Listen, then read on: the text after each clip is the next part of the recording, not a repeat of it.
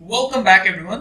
So বন্ধুরা, আমরা গত পর্ব পর্যন্ত আমাদের যে কি বলে কন্ট্যাক্ট আস পেজের যে টেমপ্লেটটা সেটা কিভাবে করতে হয় সেটা আমরা দেখেছিলাম, এবং কি আমরা রিডাক্স দিয়ে এই ব্যাক এন্ডে কিছু অপশন তৈরি করেছিলাম। ওকে, সো আজকে আমরা যে কাজটা করব সেটা হলো আমাদের এই কন্ট্যাক্ট ফর্মটা তৈরি করার জন্য একটা কাস্টম প্লাগইন তৈরি করার কাজ শুরু করব। ওকে, সো এট ফার্স্ট প্লাগইন তৈরি করার জন্য আমরা সবাই জানি যে প্লাগইন কি, মেইনলি আমরা রেগো প্লাগইন ইউজ করেছি। ওকে, সো এই প্লাগইনস এর এখানে গেলে আমরা দেখতে পাবো যে প্লাগইন মেইনলি কি। প্লাগইন মেইনলি অনেকটা, ধরুন আপনার একটি মোবাইল ফোন রয়েছে, সেখানে আপনি নতুন কিছু অ্যাপস ইনস্টল করবেন।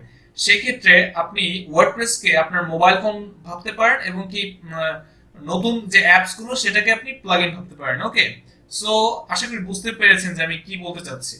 এরপর বন্ধুরা, আমি এখন যে কাজটা করব, সিম্পলি প্লাগইন তৈরি করার জন্য আমরা আমাদের কোড এডিটর ব্যাক করলাম। এরপর এই যে এখানে আমরা যে ওয়ার্ডপ্রেস ইনস্টল করেছিলাম সেখানে প্লাগইনস নামে একটা ফোল্ডার দেখতে পাবেন। ডব্লিউপি অ্যাডমিন ডব্লিউপি ড্যাশ কন্টেন্টের ভেতরে আমাদের এই যে প্লাগইনস নামে একটা ফোল্ডার রয়েছে। ওকে, সো এর ভেতরে এখন আমরা যে কাজটা করব, এখানে দেখতে পাচ্ছেন যে আমাদের আরো দুটো প্লাগইন রয়েছে। ওকে, দুটো প্লাগইন রয়েছে, একটা হচ্ছে অ্যাকিসমেন্ট, একটা হচ্ছে পোস্ট ডুপ্লিকেটর। ওকে, সো এখন আমরা যে কাজটা করব, এর ভেতরে একটা ফোল্ডার ক্রিয়েট করব। সিম্পলি একটা ফোল্ডার ক্রিয়েট করি। ফোল্ডারের নাম আমরা চাইলে যে কোনো কিছু দিতে পারি। এখানে দিয়ে দিলাম EISER dash custom dash plugin.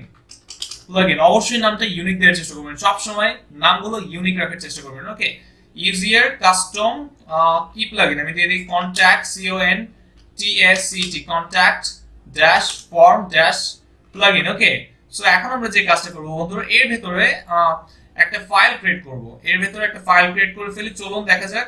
তবে বন্ধুরা, ফাইল ক্রিয়েট করার আগে আমি ফোল্ডারের নামটা আবার একটু রিনেম করছি। সিম্পলি আমি এখানে লেফট ক্লিক করে রিনেম থেকে এখানে প্লাগইনটা দেওয়ার কোনো আমি প্রয়োজন বোধ করছি না। সো সিম্পলি এটাকে আমি কি করে দেই, and then easier dash custom dash contact dash form. Okay, so এখন এন্টার দিচ্ছি। এখন এর ভিতরে আমি একটা ফাইল ক্রিয়েট করব। সো নিউ ফাইল থেকে এখানে দিব EISER dash custom dash contact dash form dot PHP. Okay, এই নামে আমি একটা ফাইল ক্রিয়েট করলাম। এরপর এইখানটাতে আমাদেরকে যে কাজটা করতে হবে, আমাদের ওয়ার্ডপ্রেসটা এটা চিনবে কিভাবে, এটাকে চেনানোর জন্য আমরা যেমন থিম তৈরি করার সময় আমরা স্টাইল ডট সিএসএস এ কিছু বিষয় দিয়েছিলাম। এখানে থিমের name, text domain, version etcetera etcetera অনেক কিছু। ঠিক এরকম আমাদের প্লাগইন তৈরি করতে গেলে আমাদের প্লাগইন হেডারের যে ফিল্ডগুলো রয়েছে সেগুলো দিয়ে দিতে হবে। ওকে, সো সিম্পলি আমি এখানে একটা কমেন্ট নেব। কমেন্ট নিয়ে, সরি, অ্যাট ফার্স্ট আমাদেরকে অবশ্যই পিএইচপি লিখতে হবে, পিএইচপি। ওকে, এখন এখানটাতে আমরা কমেন্ট, ওকে এইখানটাতে আমরা কমেন্ট করলাম।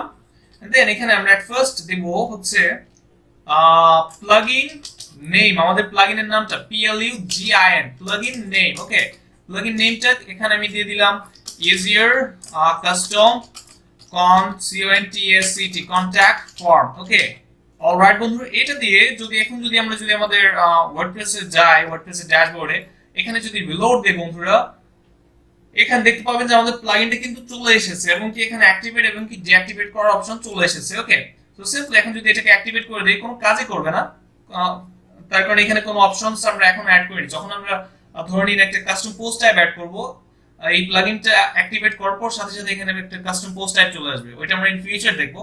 সো ওইটা কিভাবে করতে হয় তখন আমরা দেখলেই বুঝতে পারবো যে প্লাগইন অ্যাক্টিভেট করার পর কোনো অপশন আনতে গেলে কি করতে হবে। ওকে, সো আমি এটাকে আপাতত ডিঅ্যাক্টিভেট করে দিচ্ছি।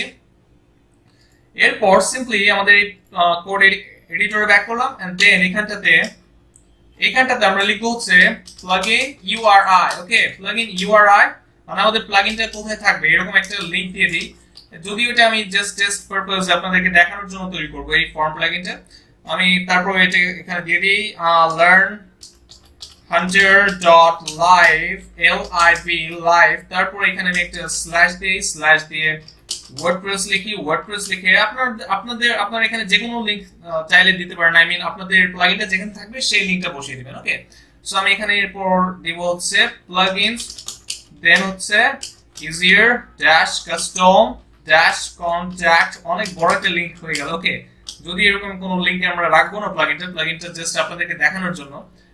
এরপর আমি এখানে যে বিষয়টি দিব সেটা হচ্ছে আমাদের প্লাগইনের একটা ডেসক্রিপশন, DSCRIPTION ডেসক্রিপশন, DS আমি দেখি স্পেলিংটা ঠিক আছে কিনা, DSCRIPTION ডেসক্রিপশন। ওকে, সো এখানে আমি দিয়ে দিই this is really very useful custom contact form WordPress plugin. Okay, plugin for sending mail.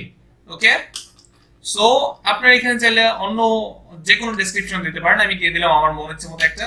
Sorry, আমি এখন এখানে আরো বেশ কিছু বিষয় দিব। এখানে আমি এখন আমাদের ভার্সন দেব, ভার্সন 1.0 আমি ভার্সন দিয়ে দিলাম। এরপর আমি এখানে দিই requires requires requires at least। Okay, at least এর মানেটা হচ্ছে আমাদের ওয়ার্ডপ্রেস এর মিনিমাম কোন ভার্সনটা লাগবে আমাদের এই প্লাগইনটা ইউজ করতে গেলে। আমি দিয়ে দিলাম ওয়ার্ডপ্রেস এর 5.2। ওকে, সো এরপর আমরা দেব হচ্ছে requires requires PHP। ওকে, PHP আমি দিয়ে দিচ্ছি হচ্ছে PHP 7.2 ভার্সন লাগবে। ওকে, সো এরপর এখানে আমরা প্লাগইনের যে অথর নেমটা সেটা দেব। অথর নেমটা দিচ্ছি হচ্ছে আরফ ডাবল আপনাদের নামটা আপনারা দিয়ে দিবেন। এরপর অথরের যে ইউআরআইটা রয়েছে, মানে অথরের যে কোনো যদি কোনো ওয়েবসাইট থাকে সেটা author_URI। ওকে, URI। এরপর আমি এখানে দিয়ে দিব, আমি এখানে learner.live দিয়ে দিচ্ছি .live। ওকে, অথর URI। এরপর আমরা চাইলে এখানে লাইসেন্স দিয়ে দিতে পারি, LICENS লাইসেন্স। ওকে, এখানে আমি লাইসেন্স দিচ্ছি GPL, এরপর V2 or later। Okay, OLATER later। ওকে, এরপর আমি এখানে লাইসেন্স LICENS লাইসেন্স URI-টা দেব। ওকে, তো বন্ধুরা লাইসেন্স URI-টা আমরা এটা দিয়ে দেব। ওকে, এরপর আমরা এখানে ট্রান্সলেশনের জন্য টেক্সট লোকালাইজেশনের জন্য টেক্সট ডোমেইন দিয়ে দিতে পারি, DOMAIN টেক্সট ডোমেইনের এখানে আমরা কি দিব, টেক্সট ডোমেইন এখানে দিয়ে দিলাম হচ্ছে easier custom আমি এখানে ড্যাশ দিচ্ছি CONTACT contact form। ওকে, এটাকে আমরা আমাদের টেক্সট ডোমেইন দিয়ে দিলাম। ওকে বন্ধুরা, সো এই বিষয়গুলো দিয়ে দিলাম। এখন যদি আমাদের এখানে গিয়ে যদি রিলোড করি, আপনারা দেখতে পাবেন যে এখন কিন্তু রিলোড করার আগ পর্যন্ত কিন্তু এখানে কোনো ডেসক্রিপশন নেই। যেহেতু আমরা এখন ডেসক্রিপশন দিয়েছি, এখন যদি রিলোড করি দেখতে পাবেন যে এখানে ডেসক্রিপশন চলে এসেছে। ওকে, দেখতে পাচ্ছেন যে আমাদের ডেসক্রিপশন চলে এসেছে, এরপর প্লাগইনের ভার্সন চলে এসেছে, তারপর অথরের নাম চলে এসেছে। ওকে, সো এখানে অনেক কিছু চলে এসেছে। এরপর আমরা প্লাগইনের যে প্লাগইনটা কোথায় রয়েছে সেটা ভিজিট প্লাগইন সাইট, এখানে যদি আমরা হোভার করে দেখতে পাবো যে লিংকটা সেখানে দেখাচ্ছে। ওকে, সো এই বিষয়গুলো আমরা এইভাবে করতে পারবো। সো আমি এটাকে অ্যাক্টিভেট করছি। ওকে, অ্যাক্টিভেট করলাম, এটা অ্যাক্টিভেট হয়েছে। সো ইনশাআল্লাহ পরবর্তী পর্বে থেকে আমরা দেখবো যে বিভিন্ন বিষয় দেখবো, যেমন কাস্টম পোস্ট ট্যাগ কিভাবে অ্যাক্টিভেট করতে হয়, কাস্টম পোস্ট ট্যাগ তৈরি করতে হয়। ওকে, একটা প্লাগইনের মধ্যে অনেক কিছুই দেখবো। সো আজকের পর্ব পর্যন্ত এতটুকুই থাকছে। ইনশাআল্লাহ দেখা হবে পরবর্তী পর্বে। সবাই ভালো থাকবেন, সুস্থ থাকবেন। আল্লাহ হাফেজ।